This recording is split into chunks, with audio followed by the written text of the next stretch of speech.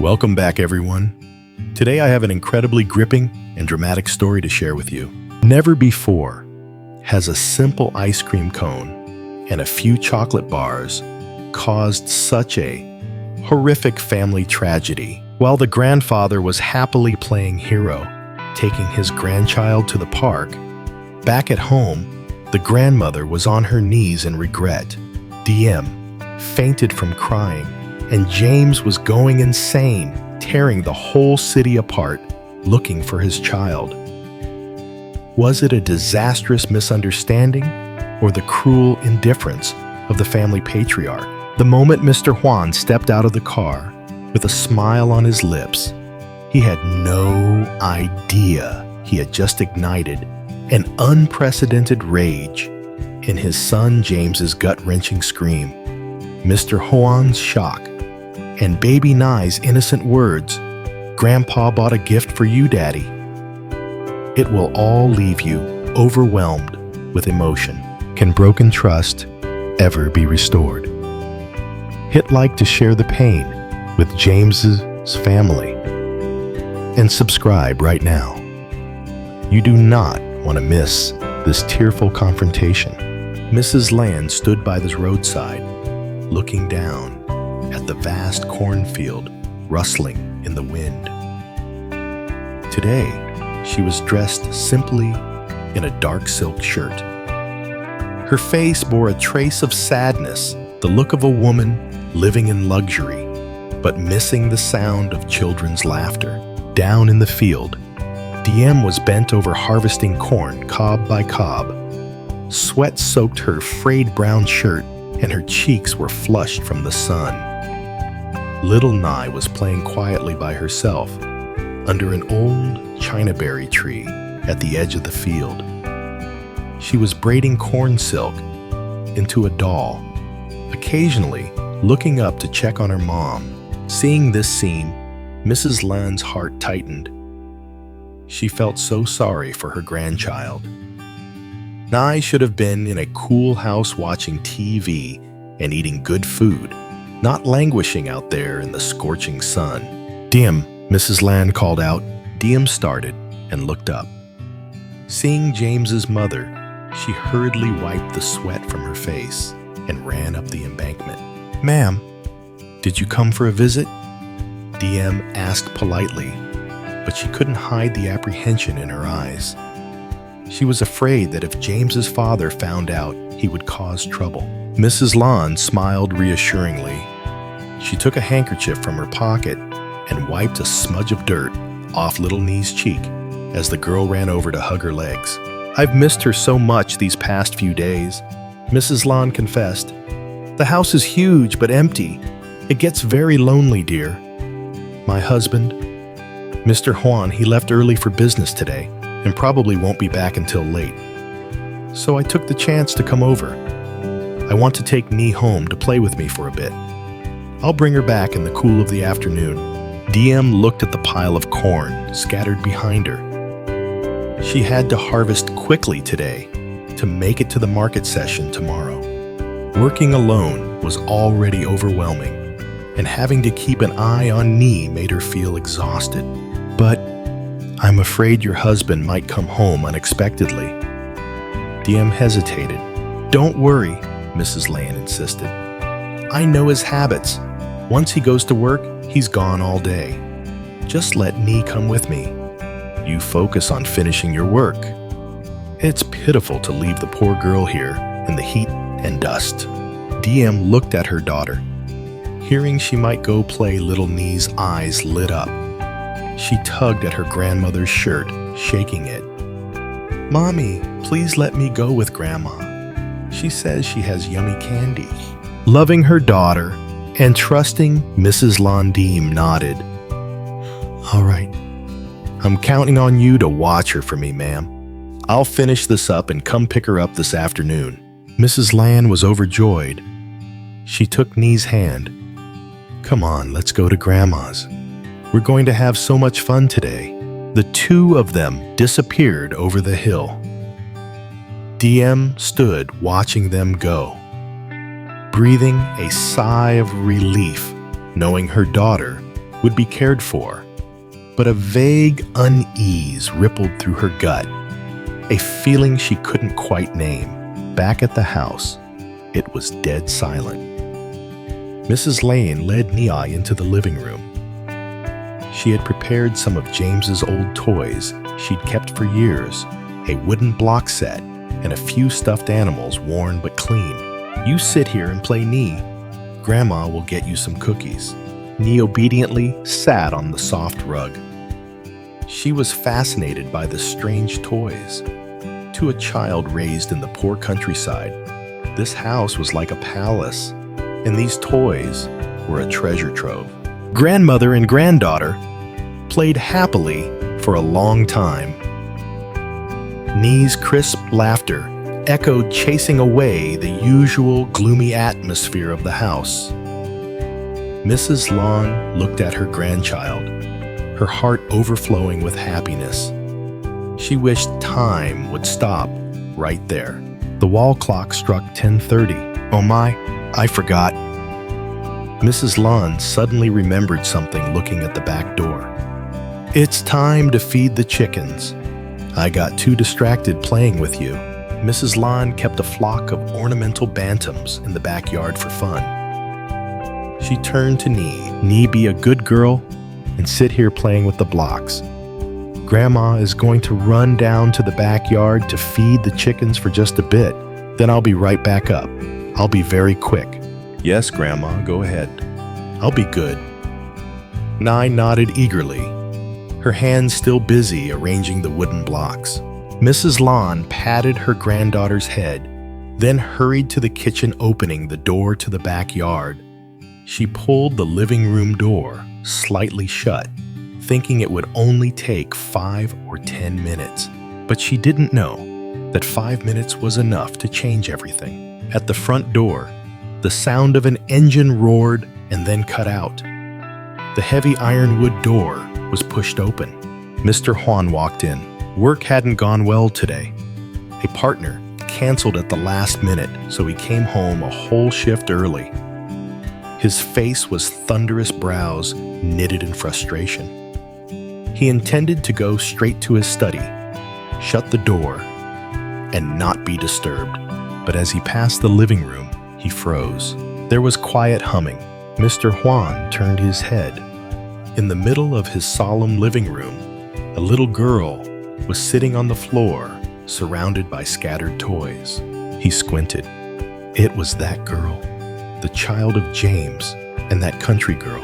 The irritation inside Mr. Juan suddenly shifted into an indescribable emotion. He didn't yell immediately.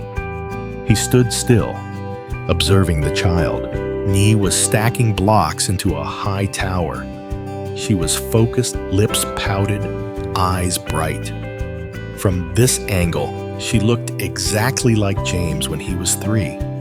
That stubbornness, that intelligent look, it was unmistakable. Ly finished the tower and looked up with a proud smile. And that smile vanished the moment she saw the large man looming in the doorway. Mr. Juan said nothing, just stared at the girl. The cold gaze of a man who had battled in the business world for years was enough to scare adults, let alone a child. But Ly didn't cry. Her eyes went wide looking at him. Then she timidly asked, "Grandpa, are you my grandpa?" The child's question hung in the silence. Mr. Juan flinched slightly. He had never acknowledged her as his grandchild. But that innocent grandpa felt like a needle pricking through his hard shell. Mr. Juan slowly walked closer. His footsteps sounded dry and heavy on the floor. He sat on the sofa opposite her, looking down at Ly. "Where is Grandma?" He asked, his voice low and cold. "Grandma went to feed the chickens," Ly whispered, hugging the stuffed animal tight. "Grandpa, please don't scold Grandma. She said she'd be right back." Mr. Juan looked around. His wife dared to sneak the kid in while he was away. She had some nerve. But then a thought flashed through Mr. Juan's mind. He had been getting a headache because James stubbornly insisted on marrying Diem, refusing the arranged marriage Juan had set up. He had used money power and even fatherly guilt to force him, but nothing worked. And now, James's weakness was sitting right in front of him. Mr. Juan smirked faintly, a calculating smile. He didn't hate this child. In fact, he found her quite smart. But he was a businessman, and he knew how to seize every opportunity. Ni? Mr. Juan called her name. His voice suddenly softened, though it still carried the weight of authority. Do you want to go somewhere with Grandpa? Go where? Ni asked, confused. To a very beautiful place. There are way more toys than this. And your daddy James will have to come find you there too. Ni hesitated. She looked toward the kitchen door, where her grandmother still hadn't emerged. But Mr. Juan's commanding presence made her feel like she had to obey. Come with Grandpa. Mr. Juan stood up, extending his large hand. He didn't wait for her to agree. He bent down and scooped Ni up into his arms. Decisive, forceful. Ni was a little scared, but didn't dare struggle. Mr. Juan carried his granddaughter, the grandchild he had never publicly acknowledged, straight out the door. He didn't call the driver. He opened the car door, himself placed Ni in the passenger seat, and carefully buckled her in. Sit still. We have business to attend to. The car rolled out of the yard, and the iron gate automatically closed behind them, swallowing all traces. Just 2 minutes after Mr. Juan's car left, Mrs. Lan wiped her hands on a towel, walking briskly up from the kitchen. My grandma's done. The chickens were so hungry today. She walked into the living room with a smile on her lips. But that smile froze instantly. The living room was empty. The wooden blocks were still there. The stuffed animal Ni was hugging earlier had fallen onto the sofa, but the child was nowhere to be seen. Ni? Mrs. Lan called softly. Silence. Nurse! Where are you? Don't hide from Grandma, you're scaring me. Her voice began to crack. She ran around the room, checking under the table, behind the curtains. Nothing. She ran to the front door. It was unlocked. She looked out into the yard. Mr. Juan's car. The car she thought was gone for the day was missing too. Mrs. Lan stood frozen. She realized exactly what had happened. He had come home, and he had taken the girl. She slumped down onto the doorstep, her limbs trembling. She knew her husband wasn't a murderer. He wouldn't physically harm the child, but he was ruthless in his calculations. He could hide the girl away without a trace to punish her punished Diem and force James to his knees in surrender. Oh God, what have I done? Mrs. Lan buried her face in her hands, sobbing uncontrollably.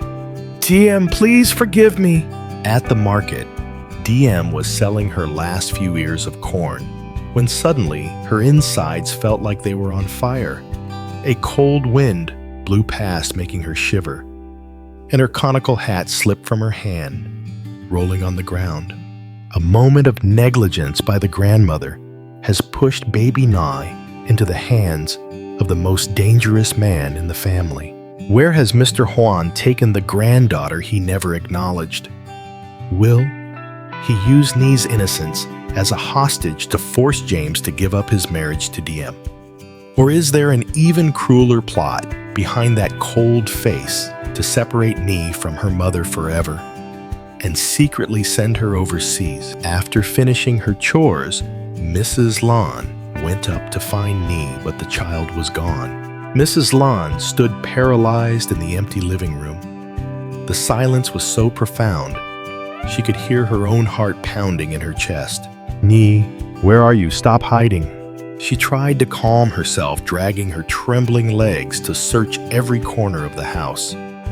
She looked under the stairs, opened the wardrobe, even ran into the bathroom. Nothing. Absolutely no sign of the child. She ran out to the yard, peering out at the main road. The iron gate remained shut tight. Mr. Juan had used the remote to close it as he left. A faint glimmer of hope suddenly sparked in Mrs. Lane. Maybe DM finished early, stopped by to pick her up, saw I was in the kitchen, and just took her home. Right, that must be it. DM was probably too shy to come in, so she just picked her up at the gate. With shaking hands, Mrs. Lane pulled out her phone and dialed DM. The ringtone dragged on, cutting into her gut like a knife. "Hello, Mrs. Lane, I'm here." DM's voice rang out, slightly breathless from packing up her stall. DM? Mrs. Lane's voice broke breathless. You picked Ly up, right? You took her home already, didn't you?" The other end of the line went silent for 2 seconds. Then, DM's voice turned confused. "Huh? What are you saying, ma'am? I'm still at the market. I haven't picked Ly up yet. Didn't you say to pick her up in the late afternoon?" DM's answer struck Mrs. Lane like a bolt of lightning. The phone slipped from her sweating hand, hitting the floor with a loud clatter. Mrs. Lane, are you okay? Hello?" DM's voice screamed from the speaker. Mrs. Lane slumped to the floor, her face drained of every drop of blood. If DM hadn't picked her up, then where was Ly? The gate was locked tight. A 5-year-old couldn't possibly climb out on her own. Could it be a kidnapper snuck in while she was busy feeding the chickens? Or was it Mr. Juan? But she had just checked the garage. Mr. Juan's car wasn't there. She was absolutely certain he had gone to work in the morning and hadn't returned. Fear muddled her mind, making it impossible to piece the events together. 15 minutes later, James screeched his motorcycle to a halt in front of the villa gate, with DM on the back. Hearing the bad news, they had dropped everything and rushed over like madmen. DM was pale as a ghost, tears streaming down her face. The moment she hopped off the bike, she sprinted into the house. "Ly, where is Ly, ma'am?" Mrs. Lane sat on the sofa, her eyes swollen from crying, clutching Ly's teddy bear. Seeing DM, she burst into loud sobs. "I'm so sorry. I've harmed you, DM. I only went down to the kitchen for 5 minutes. When I came back up, she had vanished." James tried to keep his composure. He grabbed his mother's shoulders and shook her firmly. "Mom, pull yourself together. What about the doors? Any signs of forced entry?" "Did Dad come home?" "No, the doors are still shut. Your father has been at work all day. He hasn't come back. I called him 10 times, but his phone is off." Mrs. Lane hiccuped between sobs. Hearing this, DM's legs gave out, and she collapsed onto the floor. The most horrific scenarios flashed through her mind. Was her daughter kidnapped? Did she manage to open the gate and wander off, getting lost? Or did she fall into the lake behind the house? "Search? We have to search immediately," James shouted, snapping everyone back to reality. "Mom, search the house again. Check the basement and storage rooms thoroughly. DM and I will split up and check the neighborhood. Ask the neighbors if anyone saw anything."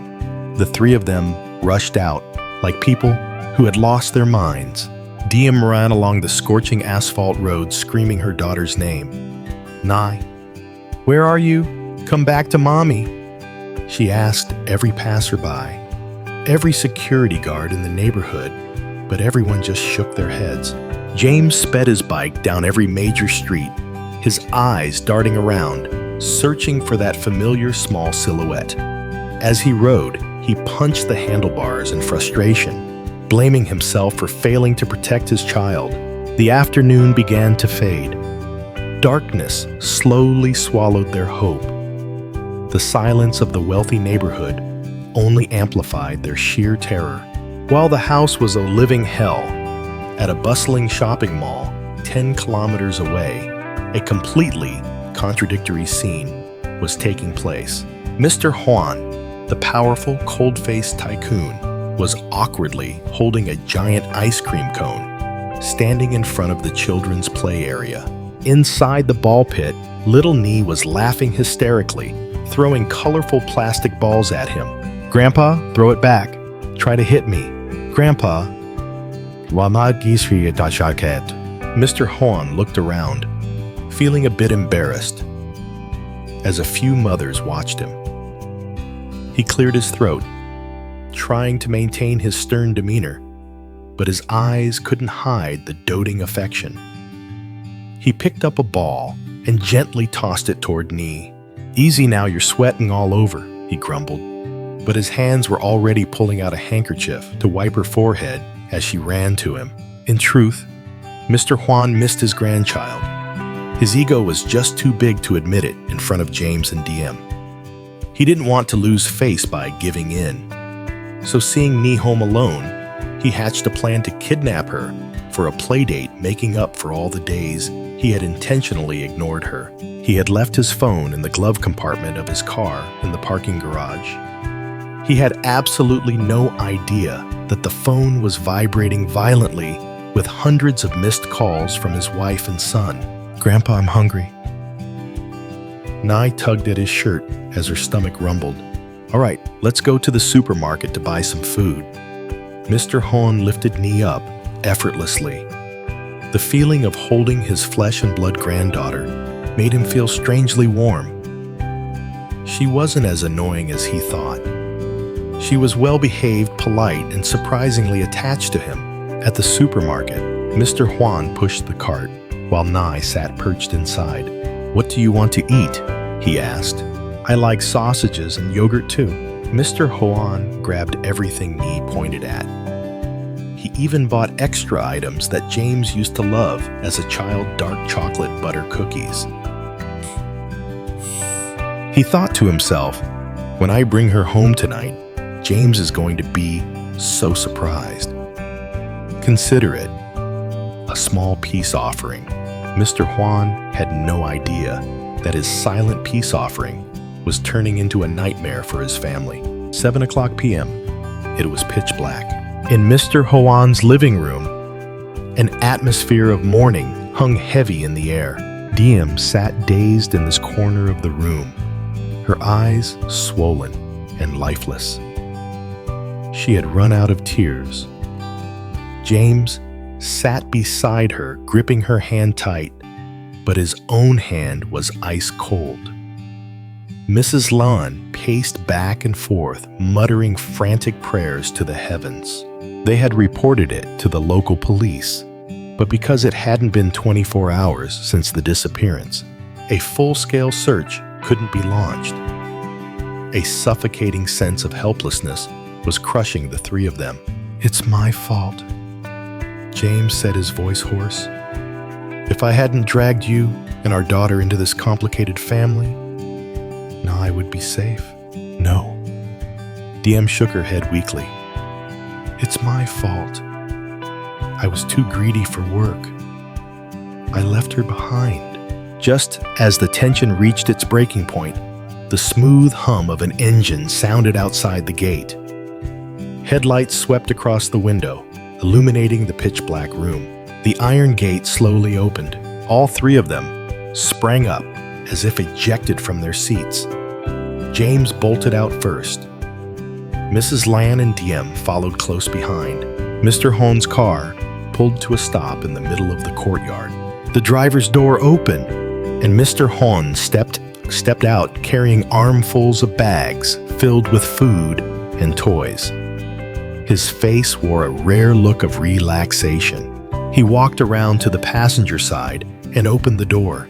"All right, hop out, little lady. We're home."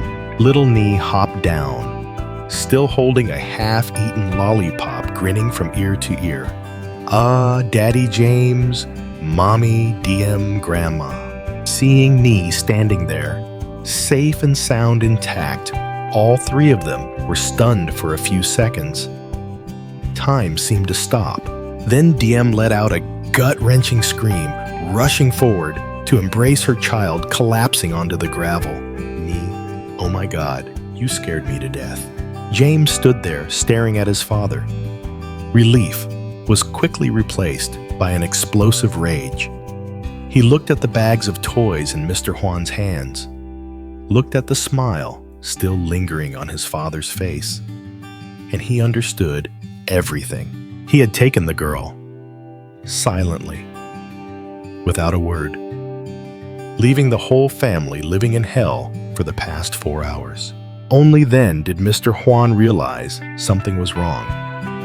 He looked at his wife's swollen eyes, at Diem sobbing on the ground, and at the burning fury in his son's eyes. What's going on? Why all the crying and screaming?" Mr. Juan asked, bewildered, still not grasping the severity of the problem. James stepped forward, his steps heavy. He stood facing his father, his fists clenched and trembling violently. "You're asking me what's going on?" James grit his teeth, his voice echoing in the quiet night courtyard. "Do you have any idea what kind of hell we've been living in for the last 4 hours? Why did you take her without saying a single word?